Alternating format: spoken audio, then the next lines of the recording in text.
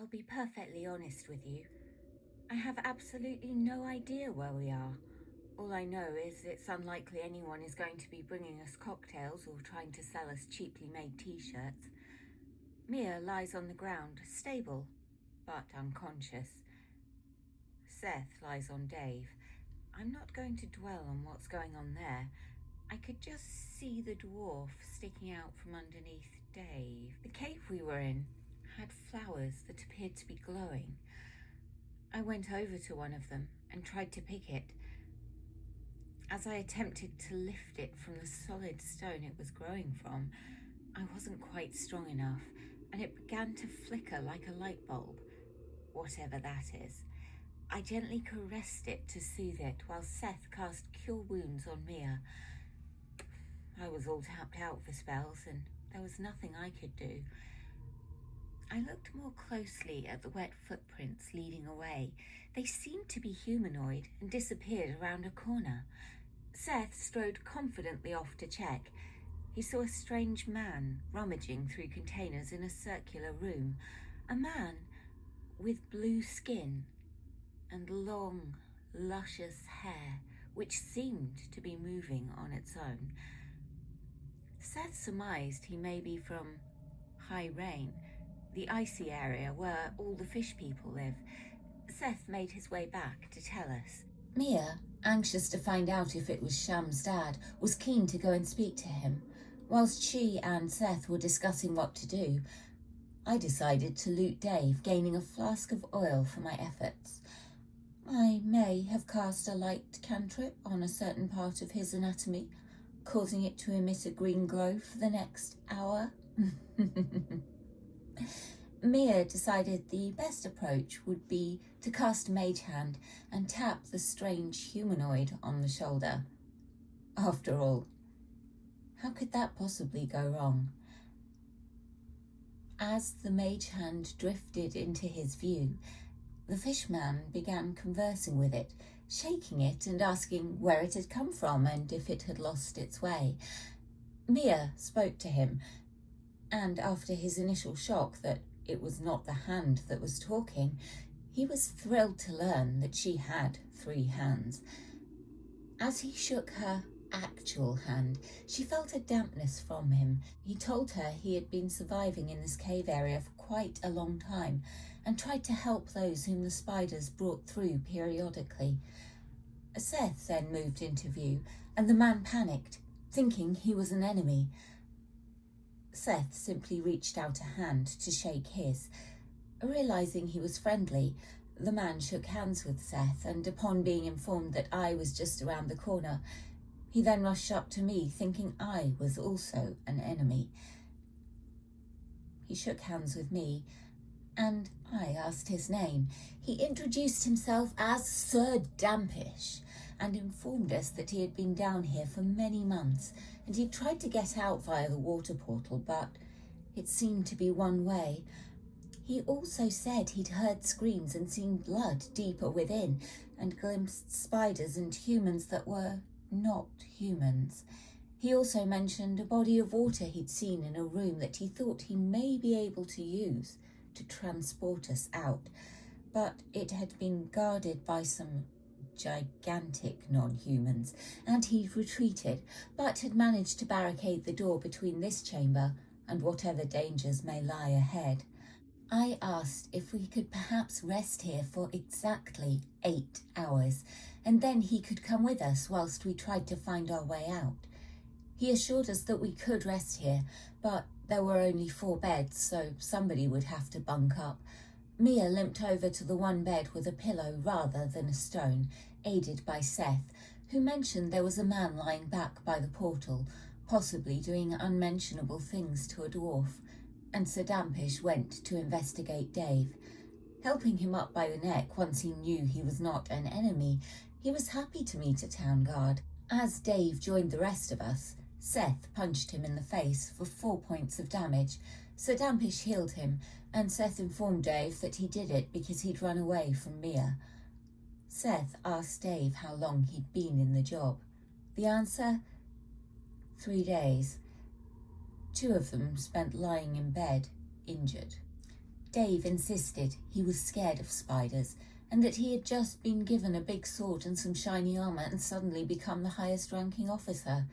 He declared himself to be an idiot. Sir Dampish slapped him for 3 points of damage for not loving himself, then healed him. Then he inquired about his little problem and pointed to Dave's glowing crotch. After panicking, Dave realised I might be responsible. I told him I'd done it to help him, as I knew he couldn't see very well in the dark, and I didn't want to make it too bright. That could be obvious. So I thought green would be a good colour and fit in more with our natural surroundings. He asked if it was permanent, and I told him it would probably only last about 50 more minutes, but I could make it stop now. Dave said no and went off into a corner to start helicoptering. We asked Sir Dampish a bit more about the caverns we were in. He didn't know where we were, nor did he know Sham. He had explored a couple of rooms before, but his progress had been hindered by closed doors which he could not open. Dave called over that he needed to roundhouse kick them. Sir Dampish asked exactly what that meant. Mia got up, despite a point of exhaustion from her near-death experience, and attempted to demonstrate a roundhouse kick, collapsing on the floor. Seth angrily pointed out that Dave had only been in the job for 3 days, and Dave retorted that he didn't care. He had a glow dick. Dave then turned to Sir Dampish and asked him if he was made of water. Sir Dampish lifted his top, revealing a very impressive physique. Dave went over to feel for himself, discovering that Sir Dampish did indeed seem to be a largely water-based entity. For some completely unknown reason, Dave then stuck his head into Sir Dampish's stomach to see if it would heal him. Sir Dampish said, "If I shake, it's like a washing machine." And Dave did indeed emerge clean. Seth once again helped Mia up and back into the comfortable bed. Mia admonished Dave, pointing out that she was a representative of Hightower, and if anything had happened to her, Dave would have got it in the neck. Dave replied that he already had, referring to the way in which Sir Dampish had helped him up initially. Dave wasn't exactly making friends at this point, having managed to offend every one of us. That may be his special skill. I mentioned there was a possibly dead dwarf around the corner who may make a decent pillow. Sir Dampish went to look. There were some muffled shouts and sounds like someone being slapped with a wet tea towel.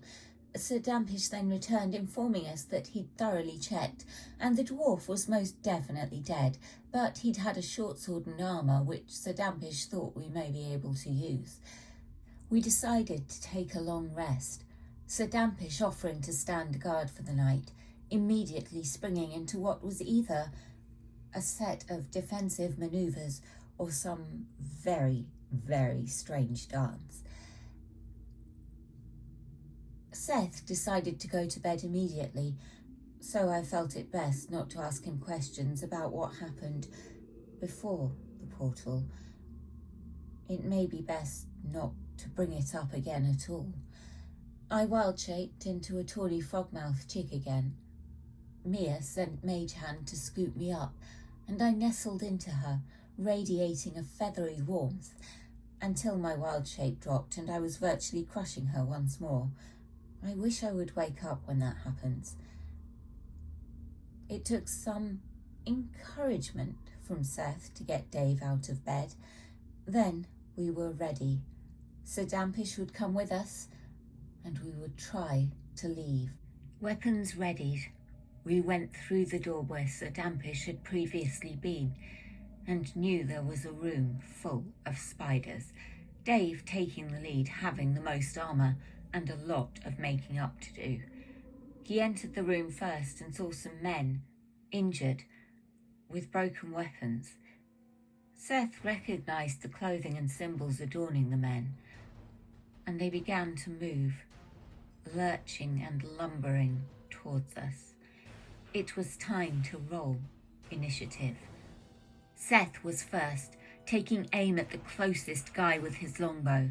He dealt 15 points of damage with his shot, hitting it in the centre of the chest, but it seemed unfazed and tried to continue shambling closer. Another humanoid creature came at Dave, waving its sword at him, hitting the doorframe rather than Dave. Mia was next, taking her newly acquired sword and bladesinger abilities to lunge at the creature attacking Dave. She hit and damaged it a little. I activated my archer starry form and used Thorn Whip to attack. Unable to drag the creature towards me, because of Dave standing in the way, I pulled it against the door frame, doing an extra 2 points of bludgeoning damage, as well as the 4 dealt by the whip. Sir Dampish rolled his sleeves up. One bicep began to swell, and a large blast of water sent the nearest creature flying back 10 feet, though it did no damage. Dave charged into the room.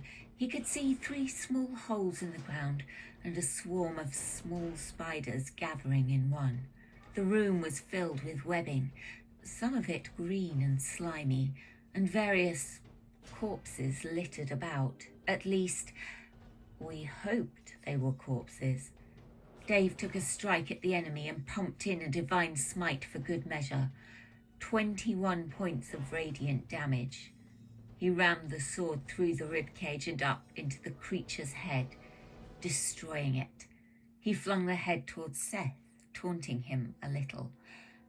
Another lumbering creature came up to Dave, attempting to hit him with the blunt end of an axe. It bounced off Dave's armour, but caused the spiders to swarm over him, drawn to the sudden vibrations and noise. Dave began to scream for Seth in a panic. The spiders took Dave down with a critical hit as they covered him completely. Dave was unconscious. Seth ran in to whack another zombie, hitting it with his short sword. He dealt 12 points of damage, decapitating it, but it managed somehow to keep on coming. Mia held her turn, knowing in a glance that I would pass her the oil I'd luckily looted from Dave earlier. Another zombie charged at Seth with another weapon, the wrong way round again. I get the feeling these are not the most intelligent of creatures. Perhaps that is what led to their demise. However, it still managed to do 5 points of handle damage. I gave Mia the oil, then bashed a zombie with my mace. I dealt 4 points of damage, but it was still standing, albeit missing a head courtesy of Seth and an arm courtesy of me. Mia was up next. She flung the flask of oil into the room, a natural 20, ensuring it went exactly where she intended, arcing gracefully through the air, almost in slow motion. She blasted it with a firebolt, hitting it spectacularly, doing only 1 point of damage. Seth was surrounded by another swarm of spiders, biting him and dealing 7 damage. Sir Dampish blew a water kiss to Dave, healing him for 8 points. Now conscious and no longer covered in spiders since they had moved on to Seth, Dave was able to get himself up. He was beyond fear and now in a frenzied rage, and swung at a swarm with his longsword. He squashed a fair number of them with his blow, and Seth also helped finish almost all of them off. A zombie rushed towards the Dampish, doing 1 point of damage. I went in, blasting a zombie with a radiant arrow, but it was still going. I thorn whipped a spider swarm, killing a measly 2 of them. Mia attacked the zombie on Sir Dampish with her sword, slicing through it but not killing it. The spider swarm I had attacked came at me, swarming over me. I do love animals, lots of new little friends, and I watched as they skittered over my glittering form. Sir Dampish sprayed out fairy fire like a water sprinkler. Dave took his turn next, going for another zombie. He blasted it with sacred flame, then legged it, running straight into a metal door. There was a rusty one behind him, but the one in front of him had no visible lock or seam. There was 1 spider left from the swarm which had attacked Dave. It looked at Seth. "Oh, fucking have you?" It jumped at him, biting him for 2 points of damage after getting into his clothing. Seth decided to squash it, whilst moving closer to me. He struck it with his short sword, doing 9 damage to it. It was instantly dead. Seth reassured Dave he'd got the spider for him. He then went for the ones on me, swinging his short sword and doing 5 points of damage to the spiders. Seth went to join Dave as the zombie swiped at Mia and missed her. I blasted the spider swarm on me with another radiant arrow and then bashed my mace into the nearest zombie, mashing it through the head like a meat tenderizer. Mia blasted the zombie and the spiders still on me with magic missiles. They took the form of glass shards, hitting their targets, destroying them. Sedampish tried to make an attack, but a natural one meant his awesome kung fu move landed in a little splash. Dave cast a super sacred flame at the zombie by him, doing 2 points of damage. There wasn't anything actually super about it. Dave was just trying to make himself feel better. He ran back to the rest of us and asked Sedampish to heal him. The zombie lumbered after Dave, running into Seth on the way, quite literally, doing 2 points of damage to the ranger. Seth moved back up to me and cast Hunter's Mark on the final zombie, firing at it with his bow for 7 points of damage. I thorn whipped the zombie towards me, damaging it, but it was still going. I turned and blasted a radiant arrow at the one by the door, destroying it. My bow and arrow like a glittering version of Seth's, shooting it through the eyeball, just as I'd seen him do. Mia sent a firebolt at the one zombie that was still attacking. Still it stood, refusing to die. Sedampish gave a brief pep talk to Mia, and then reached towards the zombie's head, his hand turning green, and a substance dissolving it, as his limb became acid. Mia noticed that Sedampish had shrunk from 5'10" to 5'4", seeming to lose a little of himself each time he cast a spell. After that, and some healing to Dave and Seth by Sedampish in his unique style, he advised us not to hang about too long, as the undead and spiders have a tendency to come back.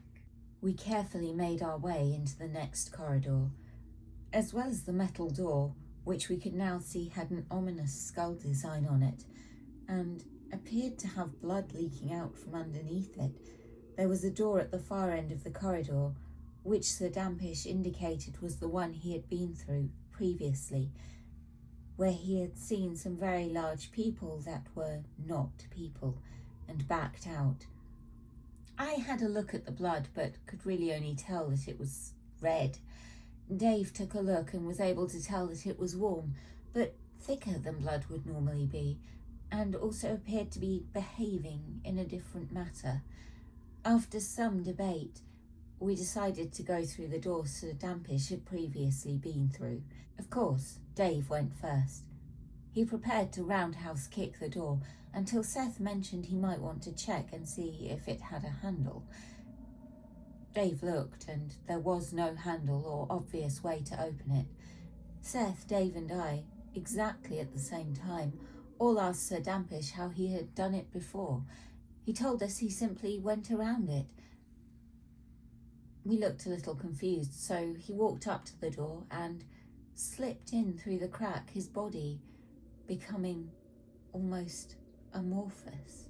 He told us there was a lever on the other side he could pull to open the door, and would do so on the count of 3. We heard him shouting from behind the door, but he wasn't counting. He was shouting, "No, two, no, two." I think he was saying, "There's 2." And then a pool of water came trickling out from underneath the door.